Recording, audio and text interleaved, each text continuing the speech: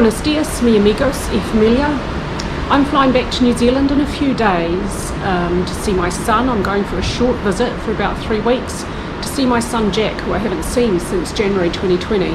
And before I get on the plane, I just wanted to get some thoughts out there and try and put this trip into context for you. I actually don't want to go back to New Zealand, but I need to see Jack and he needs to see me, and it's long overdue.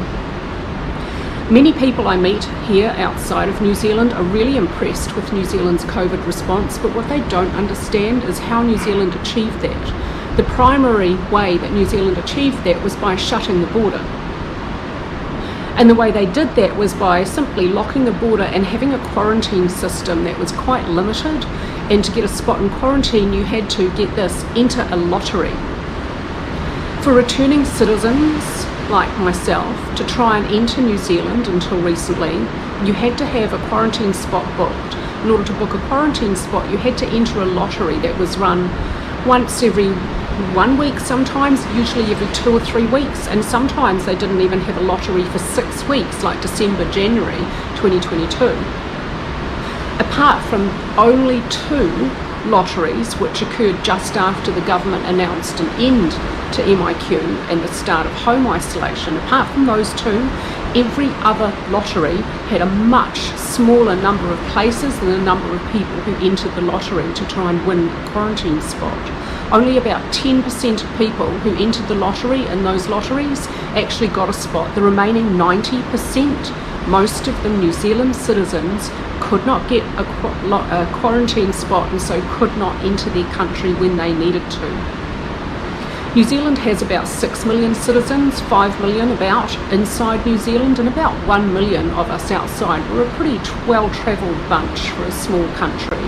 And many of those of us outside are, like myself, citizens and retain very close ties to New Zealand.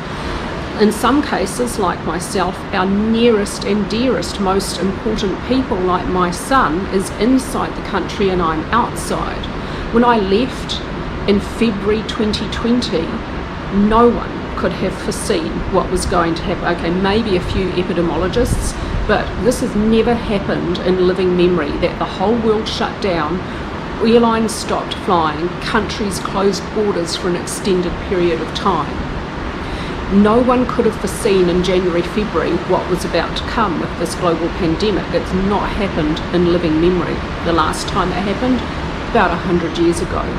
When I left New Zealand, I was only ever 3 days away from Jack, but it's been 2.5 years. We haven't seen each other. As a mother, to know that if my son needed me, I could not get to him, it added to the stress of living in the midst of the pandemic with COVID all around me. And remember, I'm also a chronic asthmatic, so I had to take it rather seriously. Added to that stress was the fear that if he needed me, I couldn't get back to him because the border was closed to me.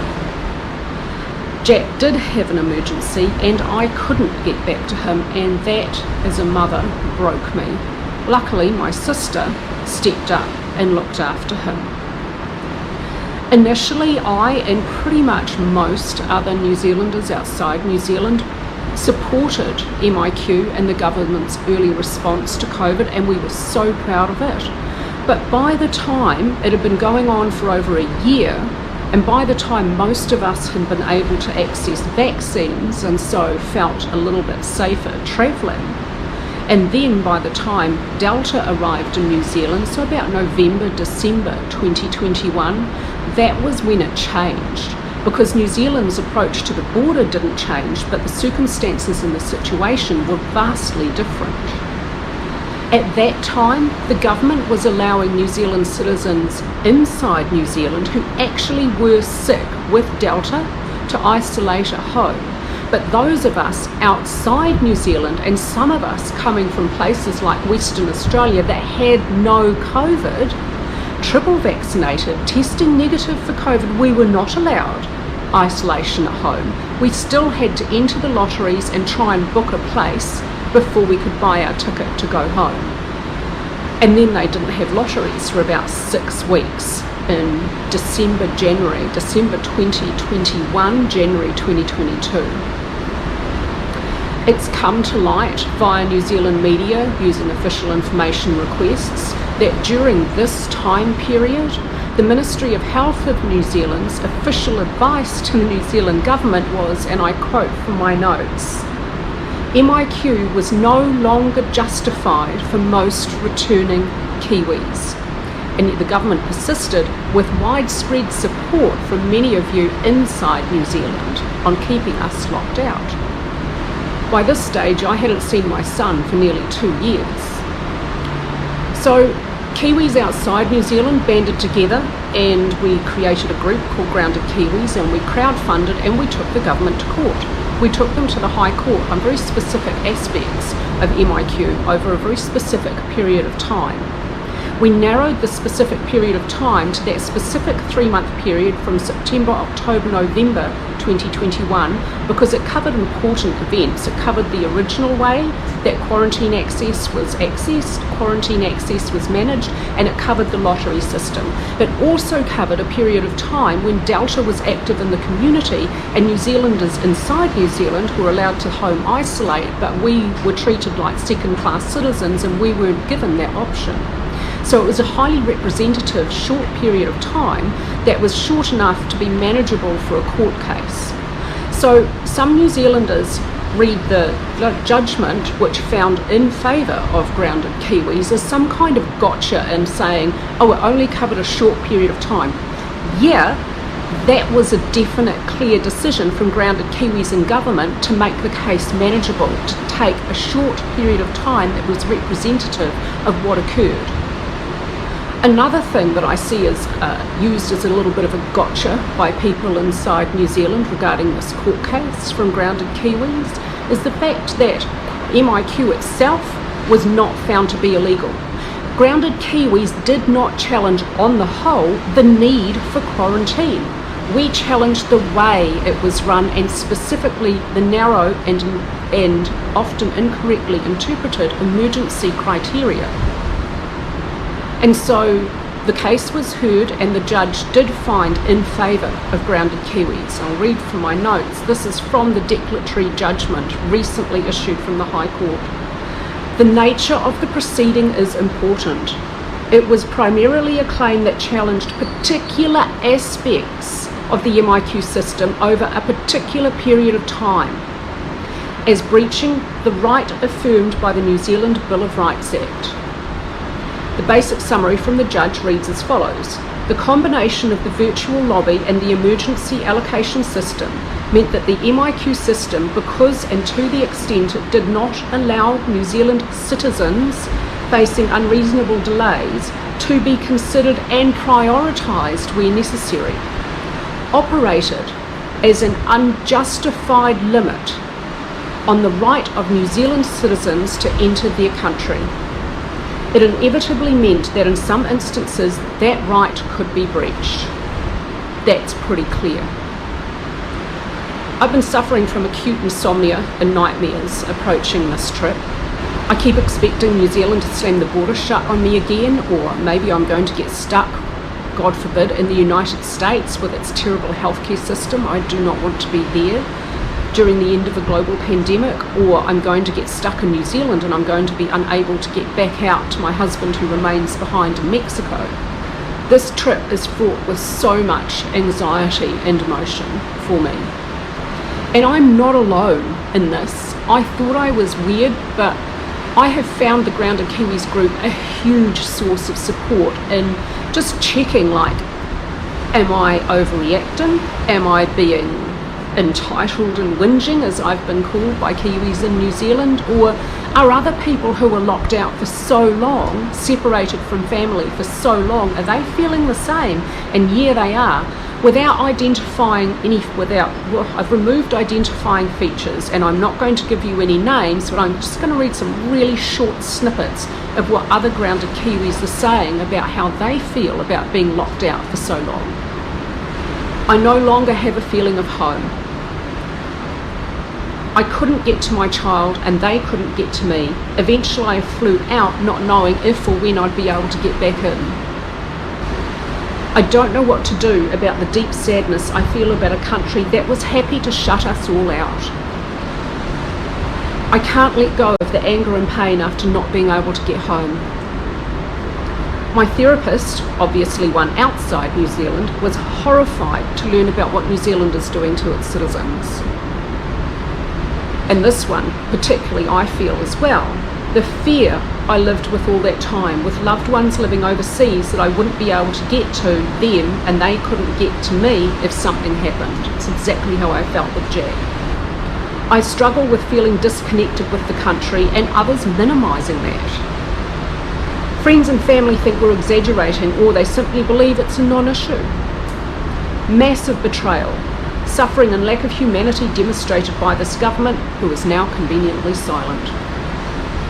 I have had more sympathy and concern from foreigners who couldn't fathom how a Western democracy could lock its citizens out for so long. I'm terrified of having to leave. People in New Zealand don't understand our experience. My biggest frustration and concern is zero accountability from politicians and bureaucrats for the pain and misery they've caused. Now that I'm able to go back, I feel this one too acutely. I have some horrible anxiety about the flying, about being locked out again, getting COVID while in New Zealand and not being well enough to get back. Because it's riddled with it, unlike where I am at the moment here in Mexico, there's no COVID here at the moment, but it's riddled in New Zealand. I feel traumatised and anxiety at the fear of thought of travel to New Zealand again. I'm literally scared to go back, and I panic at the thought. I lost a parent in early 2022. We were totally betrayed. It's hard for people to understand what it's been like for those of us locked in or those of us locked out. This one's special. I had someone block me on social media because I stood up for Charlotte Bellis, and other pregnant women locked out. I saw people and family I previously respected calling her and them entitled, spoiled brats for wanting to go to New Zealand to have their babies their home. Serves them right, was a common opinion. I couldn't believe the attitude, and one person even told me to F off and get a British passport. I feel traumatised by the whole thing. My family in New Zealand don't get it at all, which makes it impossible to talk about and even harder to bear. Life-changing, and not in a good way. The opposite of belonging is alienation, and it's a feeling of alienation. I'm terrified of leaving and not being able to get back in again. I'm still bitter whenever the topic is brought up, not so much about the existence of MIQ, but the way it was managed. Allowing foreign DJs and athletes in at the expense of New Zealand citizens who needed to see dying relatives. The way we were talked about by politicians as if we were others, not part of the country, not part of the team of 5 million. Most of us have citizenship of New Zealand, but the way the Prime Minister never once tried to stop the bullying from the small but loud minority in New Zealand. She could have done so while still standing beside MIQ, but she did not. So I'm not weird, I'm not unusual. My experience of being locked out of my country for over 2 years during a global pandemic, living with COVID all around me in a way that those of you in New Zealand are only just starting to get an idea of what that's like for the long term. I'm not weird and feeling betrayed, disillusioned, abandoned, alienated. I don't have a home in New Zealand anymore. A great many Kiwis are very unkind to citizens overseas. And finally, to top it all off, the case of Charlotte Bellis, a journalist pregnant overseas in Qatar, where it's illegal to be unmarried and pregnant, went to her partner's home in Belgium, but she only had a 3-month visa for the Schengen zone. It was running out. She could not get back into New Zealand, and she ended up in Afghanistan as a country that said, yes, you can come and stay here as long as you need to, because she was denied for her emergency application to go back to New Zealand because there was no criteria for pregnancy. The Minister for the COVID response, Chris Hipkins, said that she had been twice offered assistance and had turned it down. He has recently had to issue a formal public apology. His public apology states that the statements he made about assistance offered to her and her turning it down were untrue. She received so much abuse for that situation online and continues to do so even after that public official apology, because that's how unkind New Zealanders inside New Zealand are still being to New Zealanders returning. To even finish this, it turns out that some Kiwis, upon returning from countries in Central and South America, specifically Mexico and Colombia, upon their return as New Zealand citizens travelling on a New Zealand passport, are being interrogated by New Zealand immigration, asking, why did you go to this country? Why were you out of New Zealand for so long? Like, you locked us out? Where are you going in New Zealand? What are you doing here? Who are you visiting? Where are you staying? What are just really intrusive questions. I think upon my return in a few days, if I'm going to be interrogated for trying to get back into New Zealand, I'm going to want to lose my shit. I can't do that. I will remain icy, calm. I will take notes. And if they try and do that to me, I will take very good notes and immediately, while it's fresh in my mind, go straight to the media. Because in the context of the recent High Court declaring that our basic human rights were violated, and the Minister for COVID response previously, Chris Hipkins, having to apologise to a Kiwi trying to return, in that context, seeing grounded Kiwis trying to go home and finding them interrogated by immigration for trying to do so, the optics of that are going to be very, very bad for this government, who is already declining in popularity. So if I am interrogated, that will be my response. However, prior to getting on that plane, I am seeking legal advice. I need to know, if I'm interrogated by immigration, what questions must I answer, and are there any questions, if any at all, I can respond to a no comment.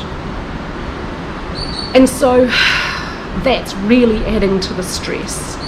I think the probability is I'll be able to use the e-gate with my passport and not deal with a person at all, but I'm just wondering, given recent experiences of other Kiwis coming back from Central and South American countries, I'm wondering if there's something in my visiting those countries that's bringing a flag up on my passport, and I might be pulled aside and put into the windowless room and the men with rubber gloves.